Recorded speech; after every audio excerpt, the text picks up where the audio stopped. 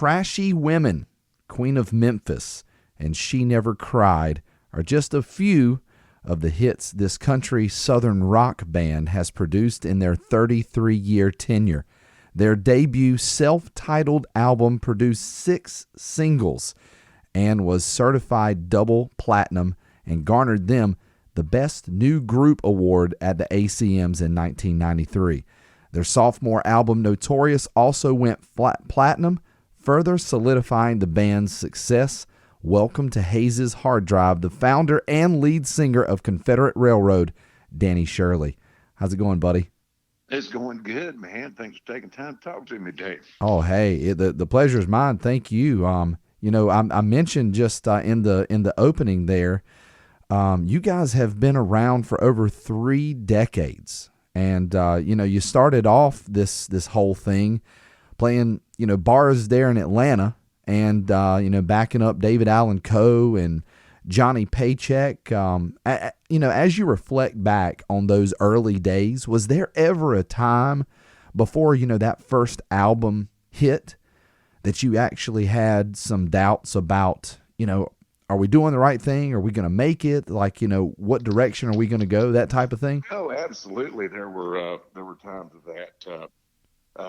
Fortunately, though, every time I get to a point like that where I thought, man, I'm just wasting my time, something good would happen, that would give me just that little bit of kick to say, yeah, okay, just hang in there. It's going to happen one of these days. And, but yeah, there were several times I had second thoughts about it. I'm wasting my time or whatever.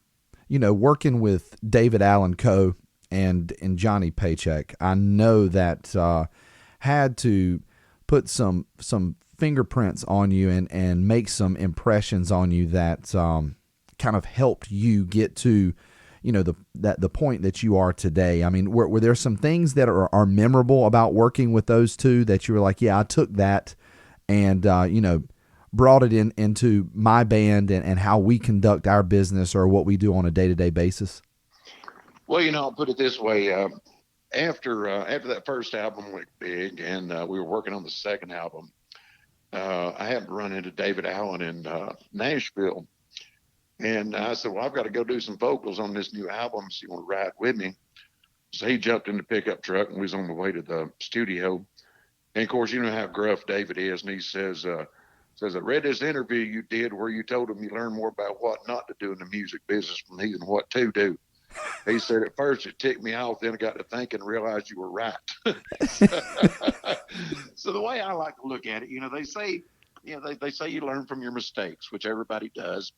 And by me working with Coe and Paycheck, I was able to learn from their mistakes. I saw the things they did that worked well for them, and I saw things they did that didn't work so well for them. And it was a great learning experience. I was standing on stage next shoulder to shoulder with those guys and watching them run their career. It was a great learning experience.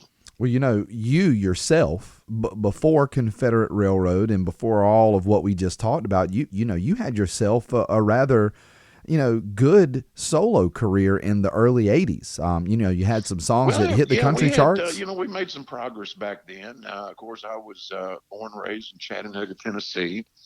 And in 76, I started playing nightclubs there around town, just me and a guitar. And then put the band together in 81. And Mark, the drummer's been with me since 1981. So that's going on, nearly 40 years now. But we made a couple little records there in Chattanooga. And it seems like the progress we made, even though we were making progress, it was really, really slow. Some people just, seems like just overnight they hit big. But with us, it was just like a step at a time. We didn't get to skip any of the steps. We played there locally, made some local records, and actually had some chart success with those. And then we started the whole Make the Circle Bigger, where we branch out from Chattanooga and bought an old bus, and we go to Alabama and Georgia, and it's spreading out. And then the days with Paycheck and Co., that took us on a nationwide one-nighter schedule. And so all the progress that we had came one step at a time and very slow. And a part of it was those early records we made there in Chattanooga. Well, when we're talking about writing and records and all of that, it's I guess for someone on the other side of it, we get a chance to see what you put out, but we don't get a chance to go through the process, through the writing, through the recording and releasing. And my question about that first album is, you're going through the process, you're putting things down, writing, recording, choosing songs. At any period in time, did you ever think to yourself, man, this is a good one? This is one that is going to have some success. Is there any time that you thought that?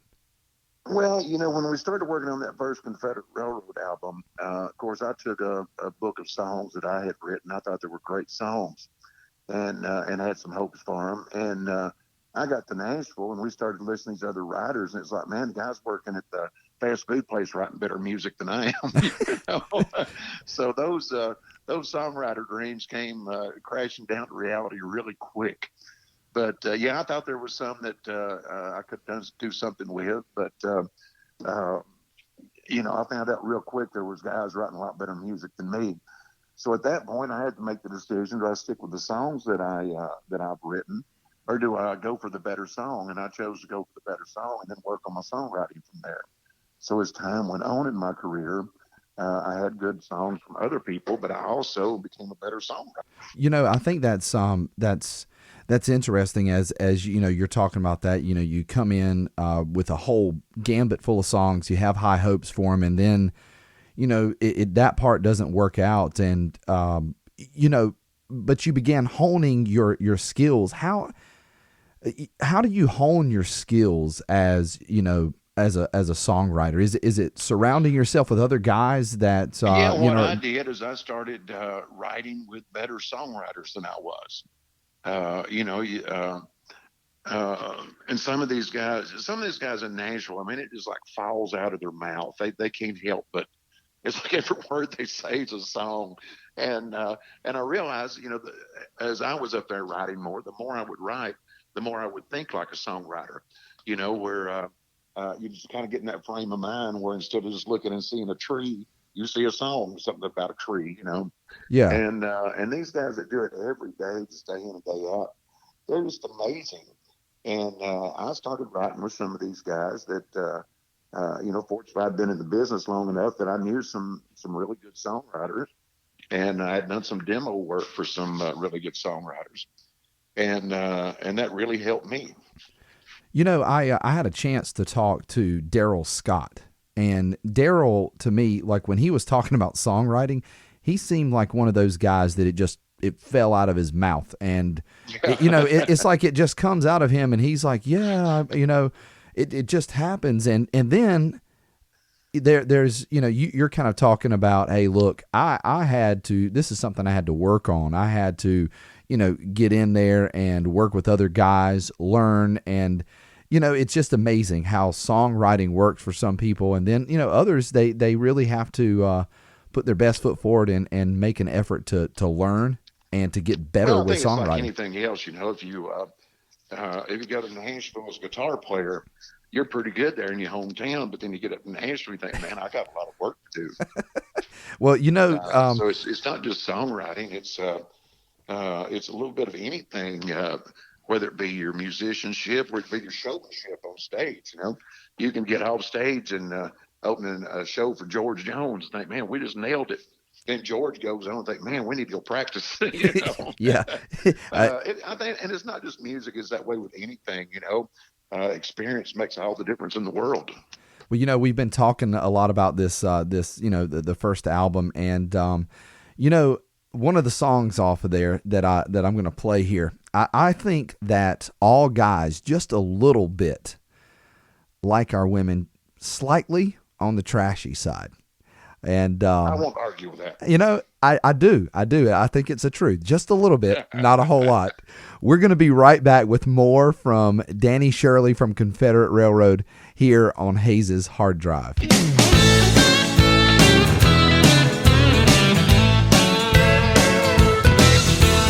I was raised in a sophisticated kind of style. Yeah, my taste in music and women drove my folks hag wild.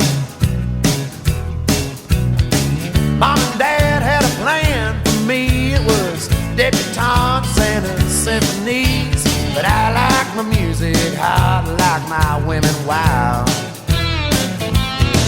Yeah, and I like my women just a little on the trashy side. When they wear their clothes too tight and their hair is dyed. Too much lipstick and too much rouge gets me excited, leaves me feeling confused. And I like my women just a little on the trashy side. You should have seen the looks on the faces of my dad and mom when I showed up at the door with a date for the senior prom. They said, well, pardon us, son, she ain't no kid. That's a cocktail waitress in a Dolly Parton wig. I said, I know it, Dad, ain't she cool? That's the kind I dig. Yeah, and I like my women just a little on the trashy side. When they wear their clothes too tight and their hair is dyed. Too much lipstick and too much rouge gets me excited, leaves me feeling confused. And I like my women just a little on the trashy side.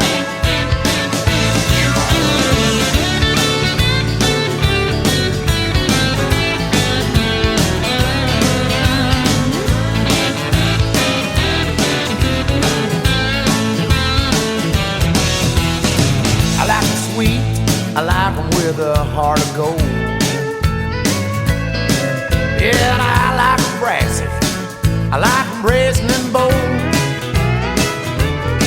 Well, they say that opposites attract, well, I don't agree. I want a woman just as tacky as me. Yeah, I like my women just a little on the trashy side. Yeah, and I like my women just a little on the trashy side. When they wear their clothes too tight and their hair is dyed. Too much lipstick and too much rouge gets me excited, leaves me feeling confused. And I like my women just a little on the trashy side. Yeah, I like my women and I like them on the trashy side.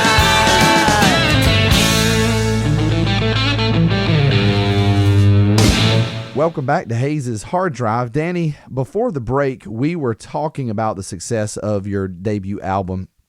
And, we did get a little bit into talking about writing for the second album, Notorious. And, with the success of a first album being as big as it was, going double platinum and having, 6 singles on there, when you go back in for round number 2, is there a lot of pressure there to produce something that is successful as, the first album? Well, absolutely there is. With that first Confederate Railroad album, you had, there were a couple songs I had been doing on stage for years, for 3 or 4 years, Trashy Women, Time Out for Bad Behavior. And there was a few songs on there that I'd done the demo on. For other songwriters, Jesus and Mama, and what else was it? She Never Cried, She Took It Like a Man. I did all the demos on those. So that's half the album right there that I was pretty well, had spent past 4 or 5 years with those songs. So you had a big step there of it done before you really got the studio. And then with the second album, all of a sudden you're multi-platinum and they're expecting something just as big from the second album. And so there's a lot of pressure, if I got the right songs, am I doing them the right way? What worked on the first album that I need to do on this album, but what can I do different on this album to say that it's not exactly like the first album, so there's a tremendous amount of pressure there. As you're going through now and you're looking back at, some of the previous stuff that, the recent stuff that you guys have done, do you feel like, because you're more well established as a band, you're more well established as a songwriter, musician, and all that. Do you feel like maybe that there's less pressure now than there was in the early '90s to produce hits? There's absolutely no pressure now. I've said this in interviews before. You start playing music when you're a kid because it's fun, and you put together a little band with your buddies because it's fun. Then you start playing nightclubs a little bit because it's fun, and you're making a little extra spending money. And then if you're fortunate enough, to have the success that we've had, it's like you wake up one day, you've got hit records, you're a corporation, you've got 24 families depending on you get up and sing every night. You're dealing with legal issues, media, radio, all this other. And if you're not careful, it's not as fun as it used to be. But if you're fortunate enough to hang in there like we have all these years, it's like now we get to go back and do it for fun all over again. There's no pressure as far as the radio, the financial, what's the radio station going to think, or what's the critics going to think of this song. It's like, man, I'm just going to do what I want to do now. And in a lot of ways, it's more fun now than it's ever been for me. You feel like you're almost in, and I know this sounds weird, but the freedom that, I guess the normal everyday guy gets whenever you retire and you're capable of doing whatever it is that you want to do, where you want to go, almost like you're saying, like, you're not retired, but now you're capable of just doing things for fun. You're able to do just do it for fun all over again. Yeah. And, I wouldn't take anything for the experience I've had, having the hit records and the big awards and stuff like that. But I don't know that if I had the choice today, if I would want to go through all that again just for the sake of a hit record. I know one year, I think it was 93 or 94, we did like almost 300 shows, 273 shows, I think. Wow. And that's a different city for every show. And I know physically I couldn't go through that again. And, like I said, I'm grateful for it, but I think even if we were having hits, I don't think I would ever kick my schedule back up to anything like that. I don't think I would ever want to do more than 100 shows a year. Like I say, the price for fame, the price that you pay by being out on the road, the price that you pay for, having those hit records is that everybody wants you. Everybody wants you in their town, and as you're traveling around, you're sacrificing family, you're sacrificing friends, and I mean even your health for that matter. Traveling out on the road, it's not like you're eating gourmet food. Man, I'm grateful that I got to go through that. Yeah, and it was I wouldn't take anything for the experience. Do you remember, Danny? Man, this is an interesting question, and I think it's always fun to ask. Do you remember the first time that you were riding down the road and you heard one of your songs on the radio? Oh yeah, those early records I did there in Chattanooga. I was from a little community outside of Chattanooga called Hickson, Tennessee, and the next community over was Soddy Daisy, and I had a bunch of guys, 4 guys that would come just about every weekend. And this is no lie. They would steal a car early in the week and then sell the parts off of it through the week, so they could afford to come here and me at the bars on Friday and Saturday night. And I wrote a song called "I Gave It All Up to Be the Local Legend of Soddy Daisy, Tennessee," and that was the first thing I ever recorded. And they played it there locally in Chattanooga, and it was always, I'll never forget the first time I heard it on the radio. Actually, I still stay in touch with the DJ that played it that first time. What I think that's that feeling right there of pure happiness, and that was what you were talking about before. Doing this thing for the joy of it, and feeling like you're doing something you love. And that's and it's always been fun. There was back then, like I said, the first record I ever made, that was fun doing it for those guys. And it's fun now just getting to go out and take shows that I want to take. And then it was fun in the heyday, to experience all that. So it's been a fun career, man. Since 1976 I've been doing that.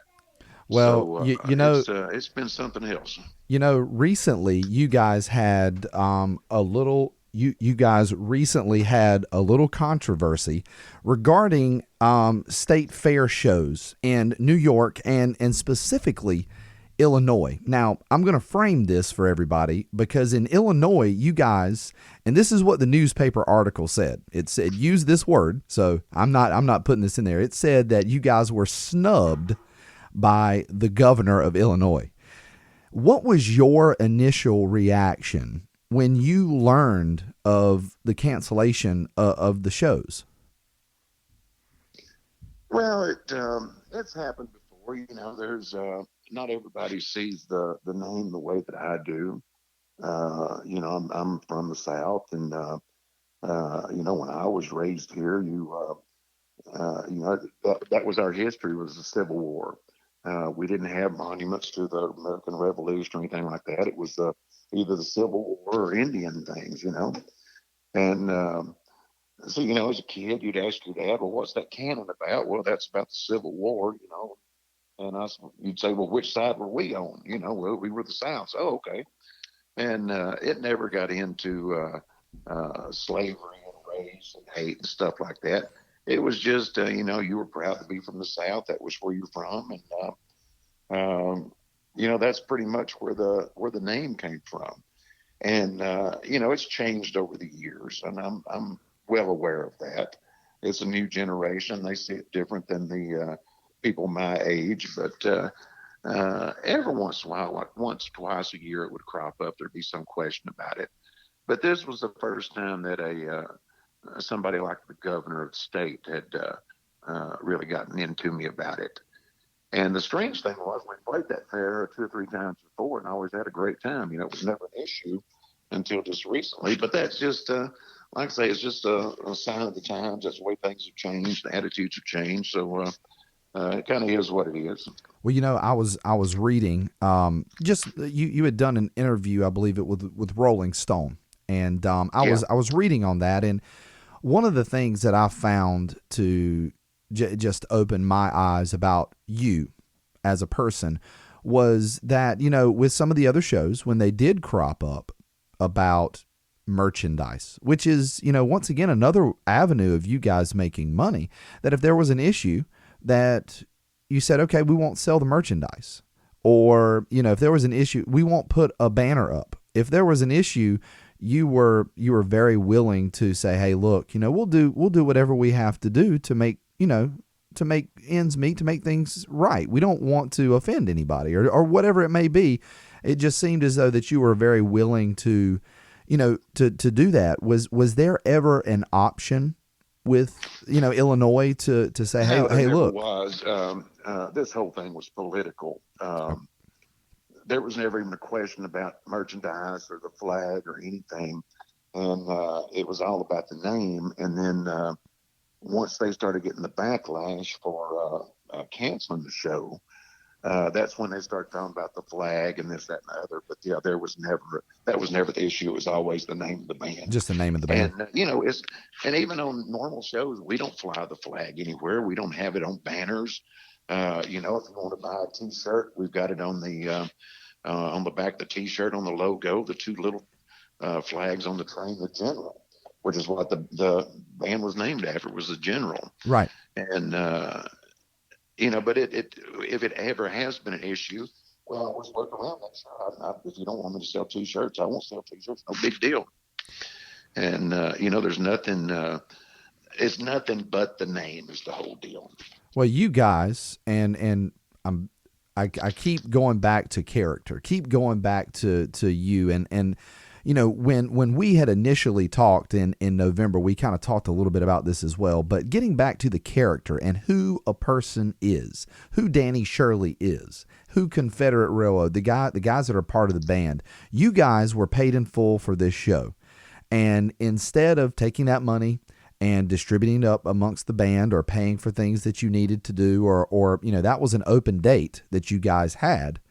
Instead, you guys decided to give the money to a charity there in Southern Illinois, because that basically is who paid for you guys to come, the taxpayers. What was it that made you guys say, hey, look, this is what we want to do, and this is how we want to go about it? Well, we didn't take the money and give it to charity. We just didn't accept the money and said, made a statement that we won't accept this, and we hope that you will take this money and do the right thing with it to charity and everything. Yeah, Right. the money never came to us. Okay. It just got so sticky there, it's just like, it's just getting ridiculous. They wanted me to sign this, that, and the other, and I said, look, just pretty much keep your money and shove it, Yeah. Well, and take this dollar and shove it. But as we were talking, the whole outlaw in me came out there, I guess, but I just didn't feel right taking it. And the thing is, because of that show and that cancellation, we probably picked up 10 or 15 shows because of that cancellation. right? And bands, several of them right there in Illinois. It was so I didn't lose any money. I probably made money off of it. well, and bands came out by the droves. Artists in country music, southern rock music came out in support of you on social media.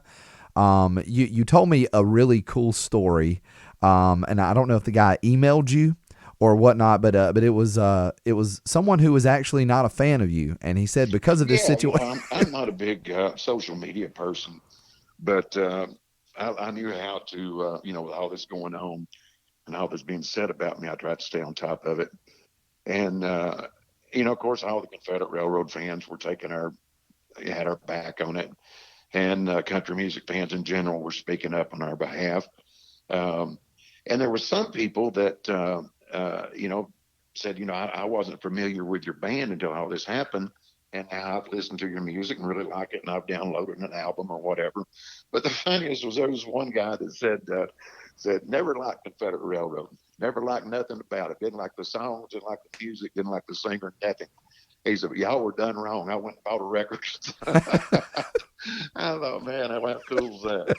But there was a lot of support from people, and I was able to keep taking the high road on everything. And anything that I was thinking that was a low blow that I wanted to say, the fans were saying it for me. So it all worked out. Well, your winter tour is in full swing, and you're going to be making multiple stops in the Southeast all around. And January the 25th, you are going to be at the Liberty Showcase Theater in Liberty, North Carolina. And then the next night, for those of you here in the Carolinas, they're going to be heading down to Myrtle Beach, South Carolina, to the Carolina Opry. And we're super excited about the shows here in the Carolinas, mainly the one at the Liberty Showcase Theater in Liberty. So we're very excited here in the Southeast to have you guys come and play some Confederate Railroad music for us. Well, we're sure looking forward to it. That's always, of course, the South's always been a great market for us, and I always look forward to staying home as much as we can that time of year, at least here close to home. But we should really enjoy it. We should have a good time. It was funny when I was younger, I used to say, man, I don't like playing theaters. Everybody just sits there and listens. I want to play a bar room where everybody's up, hoping and hollering and dancing and everything. And as I've gotten older, it's like, I don't want to play a bar room. I don't want to play a theater where people sit there and listen. It's all come full circle. Changed. Yeah. Well, Danny, man, I wish you guys the absolute best out there on the road. Please be safe and take care of each other.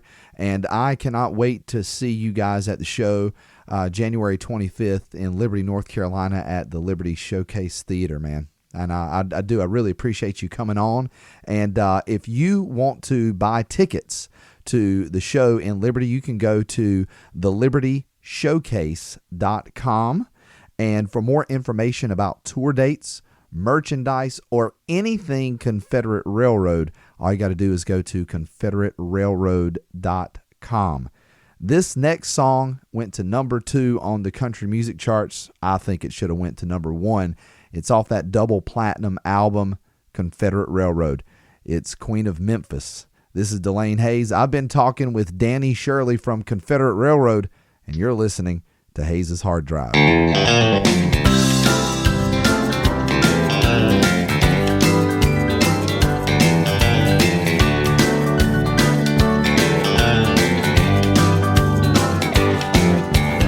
hitchhiked up to Memphis, a young boy in my prime.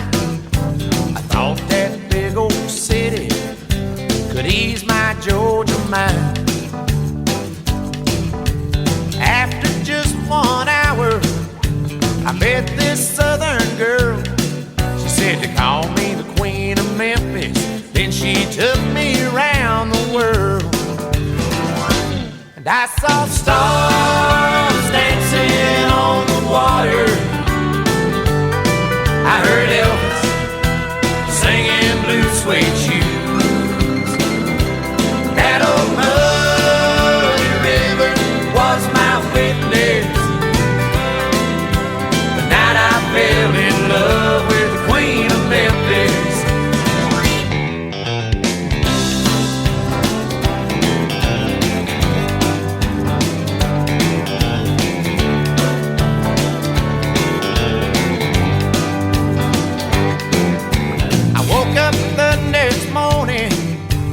Prisoner of her charms, she showed me things I'd never seen back there on that farm. She set my soul on fire, she fulfilled all my dreams. A boy became a man that night in the arms of the Memphis Queen. And I saw stars dancing on the water. I heard Elvis singing Blue Suede Shoes. That old muddy river was my witness. The night I fell in love with the Queen of Memphis. Just like that old man river, she keeps rolling through my mind. And you know I won't forget her, 'cause she was one of a kind. I saw stars